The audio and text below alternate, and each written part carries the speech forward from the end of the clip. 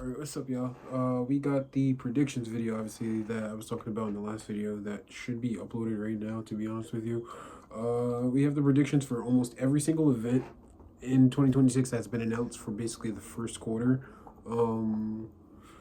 It's not going to be like every single fight card. It's going to be based on basically the main fights, the big fights of every single fight card that we got coming up. We got pay-per-views, we have fight nights. That's basically about it so far.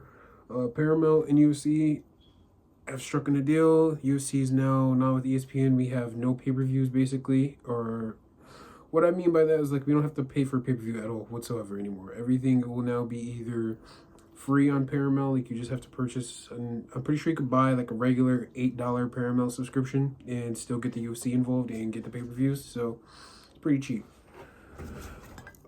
So yearly wise, I know they have a deal right now where I think it's like $70 yearly wise. For me, when I was purchasing my subscription, it was 60. So besides all of that, everything will be, this is a whole new year, new start to UFC, new quarter, new everything.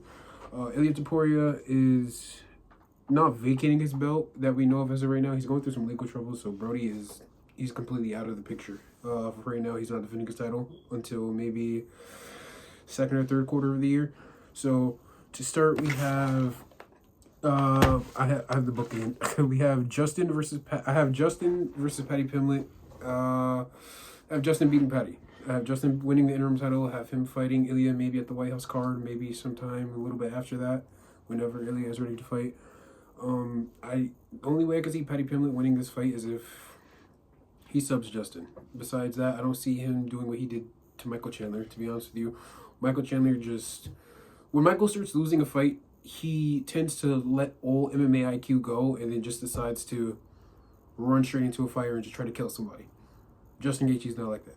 Justin Gaethje's going to stand in your face, feet planted, try to kill you. That's literally it. There's nothing else that can happen with Justin Gaethje. He's going to stand there. He's not going to run away. We've never seen Justin Gaethje run away. He always delivers a war. Pretty sure every fight in Justin Gaethje's career besides one has been a fight of the night bonus, which means this main event is going to be 9 times 10 a finish. I got Justin Gaethje over Patty Pimlet.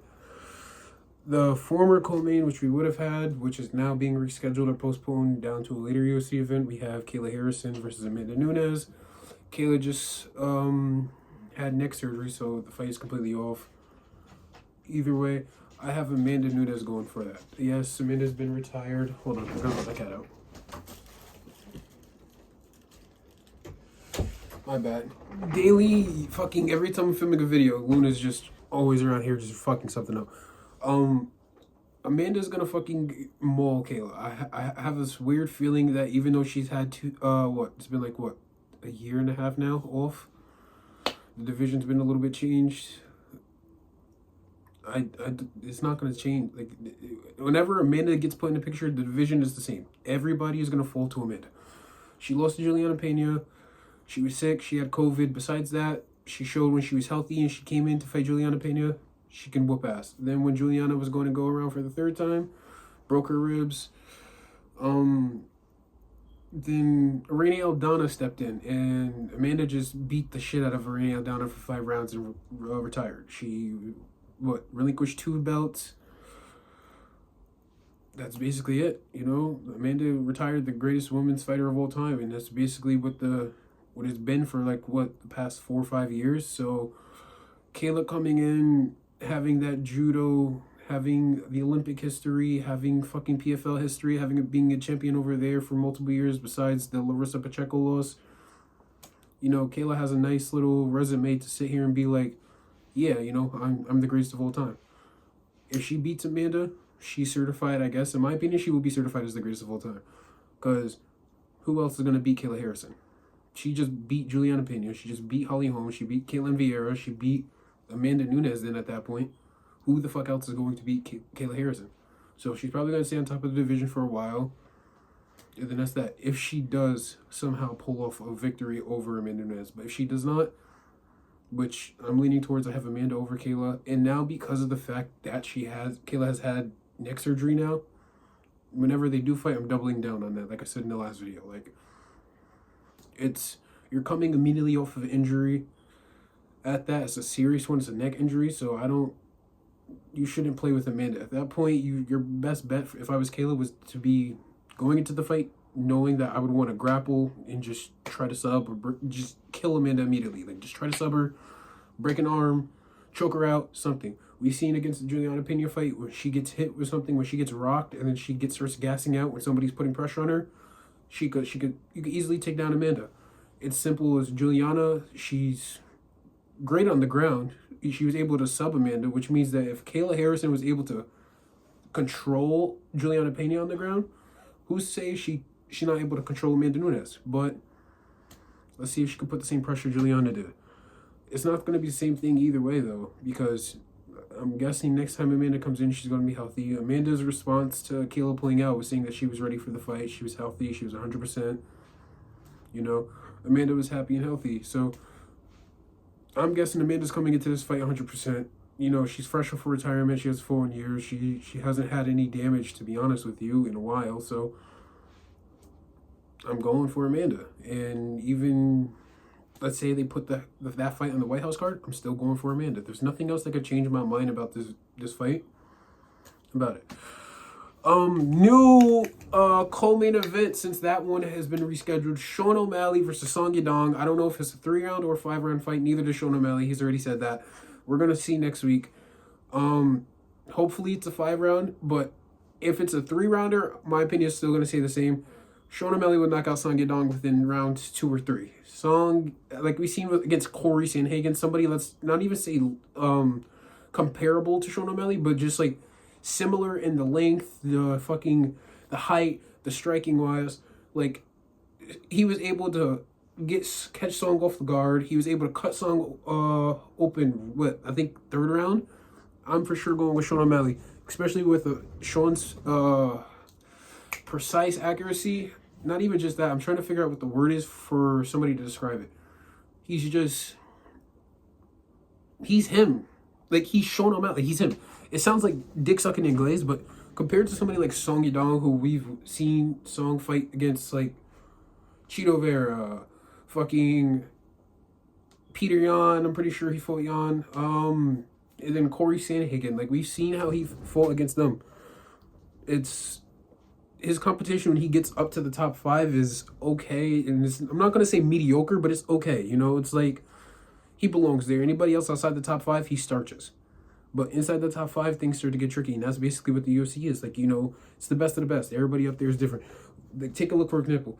Peter Yan just beat the fuck out of Merab Dvalishvili for 5 rounds, in my honest opinion. 5 rounds straight to end off fucking 2025 and get his title belt. So, if you want to think about it, I think in 2023, it was a fight night main event, I'm pretty sure. It was the opposite way. Merab fucked Yan for 5 rounds straight. It's like this division is really fucked up, and it's for Peter Yan to avenge a loss that he had 3 years ago and do it in that type of way in that type of stadium. It's, I don't know. Top 5 is different any type of weight division except heavyweight. I don't know what the fuck is going on in that division. You guys heard me complaining about the light heavyweight and heavyweight division in the last video. It's just that those 2 divisions are just fucked. I don't understand those. We have Derek Lewis versus Acosta. I have Derek Lewis by 9 times out of 10 a 1st round knockout. There's no need for like a why. It's just Derek Lewis. It's him. We have Gene Silva versus Arnold Allen, I'm pretty sure. That right there, I can see. I just think this card's going to be a whole night of finishes. I truthfully thought the main event, like the main card of 324 was just going to be finishes. I thought Justin was going to knock out Patty. Amanda was going to either knock out Kayla Harrison or win via decision. Sean was going to knock out Song Yadong. Lewis was going to knock out Amanda. And I have Gene Silva knocking out Arnold Allen within, like I said, with Sean O'Malley, rounds 2 or 3. Like, Arnold's stance is he tends to push forward. Against somebody like Gene Silva, you cannot push forward. We've seen Diego Lopez in him. Like, if Diego Lopez would have, hypothetically speaking, no, you can't just say, well, if he didn't do it. If Gene Silva never would have got hit by that spinning elbow, he would have won that fight. Like, if you think of the 2nd round or the 1st round starting off, he was piecing up Diego Lopez. He was tagging him. He was hitting him. He like Diego wasn't doing nothing that hard to fucking Gene Silva until he tagged him and he got him on the ground. That was literally just about it. Standing up wise, Gene Silva is not nobody to mess with. Arnold Allen, to my knowledge, does not have great ground game, and he tends to stand up and just only wants to stand up. That's not good against somebody like Gene Silva. Gene will take your head off and then bark in front of your face while you're unconscious. Let's see. Pay-per-view the week after, we got Alexander Volkanovski, Diego Lopez Part 2. I'm going for Volk. Like, in this time, I'm not going for a decision. I think Volk's going in to try to finish Diego. Like, Volk's going in to prove, like, after the first fight, hypothetically speaking, after the first fight, Volk was like, yeah, you know, I'm a little bit upset with myself. I'm happy that I got the belt back, but I'm a little bit upset with my performance. You know, I was going in there to finish. I was going in there to make a statement. I didn't do that. I showed I still have a chin, but, like, I didn't do what I wanted to do. I feel like Volk, now knowing how Diego Lopez fights and having the full 25 minutes in an octagon with him, he's going to try to finish him. We've seen it time and time again with, hypothetically speaking. In my opinion, Volk lost the second fight against Max Holloway, and Max should have been champion again right there. Somehow he survived. But he took that second fight, and people always saying, like, well, there's still the factor of you never got the finish, you never got this, you wasn't satisfied, you said he was going to do this. Volk then did what to Max Holloway? He never finished him, but he still beat him up for 5 fucking rounds straight, the third fight, and made it clear and decisive. I won this fucking trilogy. Even if it was 2-0, 3-0, I won. So I could see Volkanovski going in there to that Lopez fight, trying to make a statement and trying to stick to his word this time, and he's going to get a finish. I don't know if this is the co-main event. I don't know what the fuck is actually going on for 325, but we got Dan Hooker almost, 2-3 months after losing to Arman and taking a beating, already going to fight Benoit Saint Denis, who 4 months ago starched fucking Beneil Dariush. Oh my lord. Alright. I got Hooker. There's no, I'm not even going to sugarcoat it. I got Dan Hooker, bro. There's no way in hell that you could take a Dan Hooker coming off of that type of loss and not expecting him to want to get shit back in blood, bro. Especially, when the fight got announced, bro, Dan Hooker was immediately trolling fucking BSD. And it's just, he has a need to get this fight done and actually win this fight. Because if Paddy Pimblett somehow gets the win over Justin Gaethje and retires Justin, Paddy's the interim champ. Let's say Ilya's not ready to fucking fight by the White House card and Paddy wants to fight. Paddy can defend the interim title with Dan Hooker, since these niggas want to curse each other out and it's quote unquote on site. So we can have interim title defense that quick. BSD, I think, is ranked number 6. I think Dan Hooker's ranked number 7, 8. That right there is perfect. That is a perfect fucking fight right there. Winner's probably going to get ranked number 4 or 3. Guess what? Dana Ray said Arman's not getting a title shot. He headbutted Dan Hooker in the fight. He said that's another reason why Arman's not getting a title shot. So Arman's going to be out for a while. Dan can come off from losing to Arman, beat BSD, and then get the title shot that Arman should have had. I need to see that fight. Hooker over BSD, not by no finish. I got by decision. BSD, we've seen BSD go out by Moicano ASAP, and especially injured Moicano with a broken collarbone. That right there was fucking, I don't know. Yeah, so I really don't know. But I got Dan Hooker by decision. I don't know if BSD's easily to be finished. We've seen him get knocked out by Poirier, but that's Dustin. That's you can't crack the diamond. And then Justin Gaethje, knocked him out, but you can't crack the diamond. I think it's also on that same card, we got Mauricio Rufy versus Rafael Fiziev. Rufy is training with Volk right now. He's still a part of the Fighting Nerds, but he's been in New Zealand or Australia training with Volk. And I guess Volk, Izzy, Rufy, they've all been training together. So considering Rufy just got off into an embarrassing ass loss to BSD, I can tell that he's coming in with a vengeance. I got Rufy over Fiziev. Fiziev, his last 2 fights haven't been looking really prime Fiziev that we've seen in 2023, 2022. So I don't know. Fiziev been on a little slack job. If Fiziev can come back, beat Rufy goes on a 2-fight losing streak. Fiziev goes on a, 3-fight winning streak or 2-fight winning streak. he could put it together and maybe he could come back. But my best, I got Rufi either getting a finish. I don't see Rufi getting a submission over Fiziev. Fiziev is really good on the ground. So either Rufi by a finish or by decision.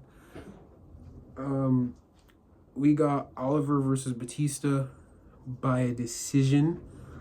Vinicius, I don't know how to pronounce his name. Vinicius Oliveira. I'm not even gonna sugarcoat this shit, bro. There's no way Mario Batista is gonna get a win. So yes, it's gonna be immediately over on fucking 2.5 rounds and Oliveira beating Batista by decision. Or by a knockout. If we really want to think about it, it's gonna be 5 rounds straight. Mario, we've seen Mario go 3-4 rounds before. It's gonna be Oliveira's time to just see if he can fucking somehow pull it off. You feel me? We've only seen him go 3 rounds. I've seen him get gassed in 3 rounds. So this being a 5-round main event, I'm more worried about his stamina. But besides that, I feel like he's better on the striking. Batista obviously has the grappling advantage, so it's going to be an even fight, 50-50. But I'm pretty sure Oliveira got some really good jiu-jitsu. Batista on the jiu-jitsu side is not good. I've watched that fight I watched thousands of fights. The only thing that I could say Mario Batista is good at is probably just holding somebody down on the ground for 15 minutes. And this time it's going to be 25, so I feel like at least if Oliveira can get the fuck up on the feet at least for 3 minutes and start hitting Batista, he's going to slow him down or hurt him. And that right there will change the event of the fight. Brandon Moreno coming back after that bullish loss against Teruto Taira, to be honest with you. In my opinion, he was still moving. I've watched the fight over twice. In my opinion, they should have let Brandon Moreno get a chance to get the fuck up. But it is what it is. He's coming back and having a main event spot over a Sue or a Boost Alimbayev. We got Moreno. Like, not even either. We got Moreno by a decision. Just give me 1 second to hold on. But yeah, like I said, I got Brandon Moreno by a decision. I've seen Brandon Moreno stand and bang with fucking Figgy for fucking 4 different fights. I'm pretty sure he could sit there and get it done. I said the same thing against Teruto Taira, but then that bullshit ass fucking stoppage happening. Who says it can't happen again? But I see Brandon Moreno coming back, getting a win, probably getting the rematch with Taira. Like I told you guys, the way I want to see this year set up is Joshua Van has been physically... Oh no, he's been trolling, but he's just claiming that he's the real champion. After fucking Pantoja dislocated his arm, broke it, we've seen what the fuck happened in that fight. It was just disgusting. The fight should have just been called a no contest. Joshua Van ended up becoming champion. That division, in my honest opinion, is all kinds of fucked up. I would like to see Joshua Van run it back with Pantoja. Pantoja's healthy. Like, there was no broken bones. There's no skins. He's back into training. He could fight by fucking May, which is 2 months. I would like to see that fight run back. I'd like to see Taira versus Kopp as an undercard to that fight. And loser gets Moreno. You know, if Taira loses and Kopp wins, then we get the winner of the championship fight versus the number 1 contender, which will be Kopp. Taira versus Moreno to run it back. Moreno wins. He's back inside of title contention. Easy as that. My fucking GOAT, Charles do Bronx, is fighting Max Holloway, BMF title belt. I got Charles. Everybody's going with Max. I got Charles. Max is on a nice little win streak right now. And that's nothing new to Max. You know, Max is always on a win streak besides when he fights Volk. Max is on a win streak. And Charles is going to take that win streak. To be honest with you, Charles came back from that knockout loss against Ilya. Starched Gamrot. I don't even think Gamrot... It was 2 rounds. Subbed him. I don't think Gamrot sat here and even had a chance, to be honest with you. It was supposed to be Charles versus Fiziev in Brazil. Fiziev, I think, tore his quad or tore something, and he had to pull out. And, you know, now he's fighting this year. But Charles versus Max. We ended up getting it. We ended up getting fucking Charles starching fucking Gamrot in 2 rounds in Brazil. And now it's just like Charles is getting another title fight. If Charles beats Max Holloway, it's either going to be... He's going to obviously wait out, because once he gets the BMF title fight, he said he wants another title shot. So obviously he's going to either get the winner of Justin and Ilya or Patty and Ilya, and whoever wins 9 times against Charles. I have Charles by decision. either by decision or by submission. There's no way. I just can't see Charles knocking out Max Holloway. I love both of them. Like I just can't see it happening though. I really can't. I can see Charles getting the submission 1,000% over Max Holloway. I can see Charles getting a decision. Only thing I can see is Max finishing Charles.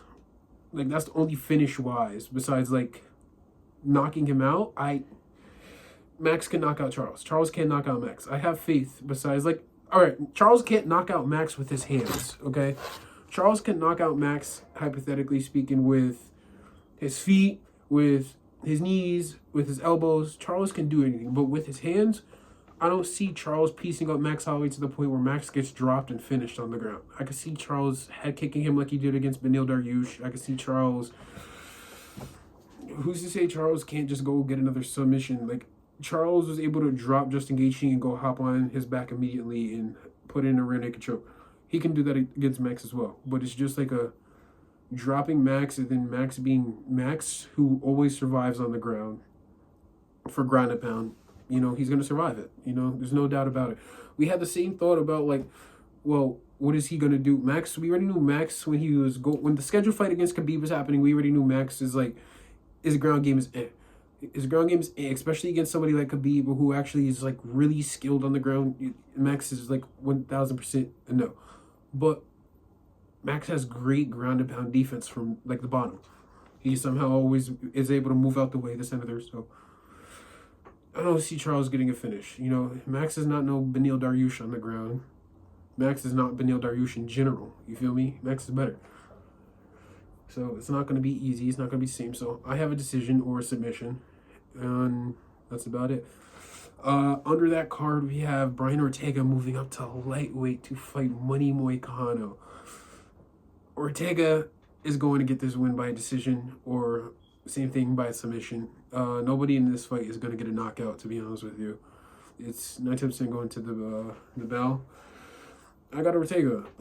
He's coming up to lightweight. Moicano is coming off of a loss, I'm pretty sure. And I just don't see Ortega losing to Moicano. We just seen Ortega. He wouldn't say he did good against fucking Aljamain Sterling, but it was okay-ish ass fight. Yeah, I have Ortega beating Moicano by decision. It's 3 rounders. There's nothing else that's really gonna happen. I think it's gonna be like a semi-boring fight. Ortega's not gonna put on a master class. Neither will be Moicano. It's just gonna be a regular dog fight. I could see Ortega probably being chinny and being him is gonna probably get dropped, but he's gonna obviously come back and hold a round down against Moicano. Probably even get the sub in that round.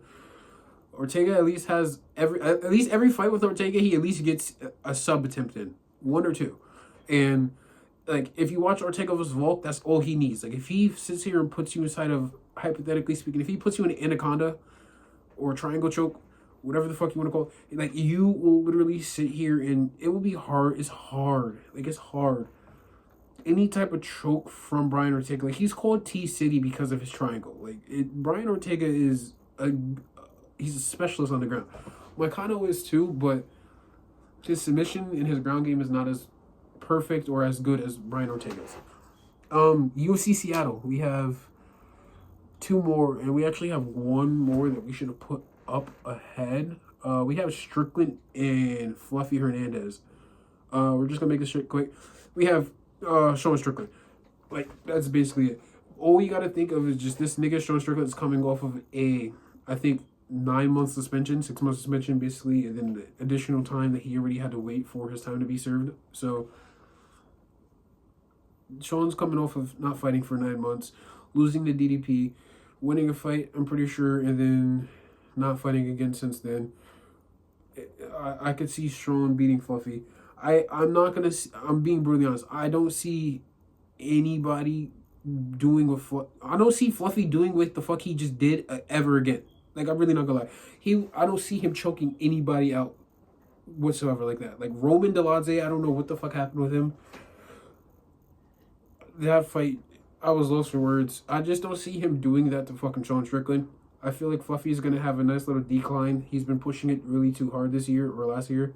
So Entering this year, I see Fluffy getting a nice little decline. Sean Strickland is being Sean Strickland. He's going to be a gatekeeper for the top 5, so there's nothing different or difficult about that. It's Sean Strickland being Sean Strickland.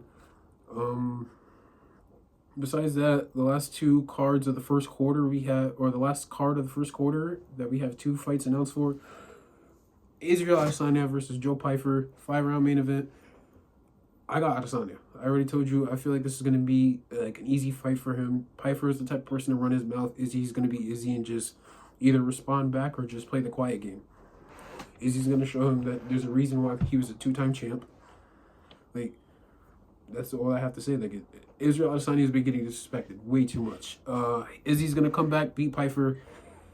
I feel like he's going to try to call out Imavov and try to get the rematch with him. Or is he, like, same thing that Izzy's been asking for the past 3 years, another rematch with Sean Strickland since he took the belt. But I don't see that happening. So I'm guessing we're probably going to get Adesanya versus Imavov 2 sometimes within this year or next year. And Izzy's going to beat Joe Pyfer within, I'll say, 3 rounds. Finish, obviously, knockout or TKO. I just don't see this fight going 5 rounds, especially with Izzy.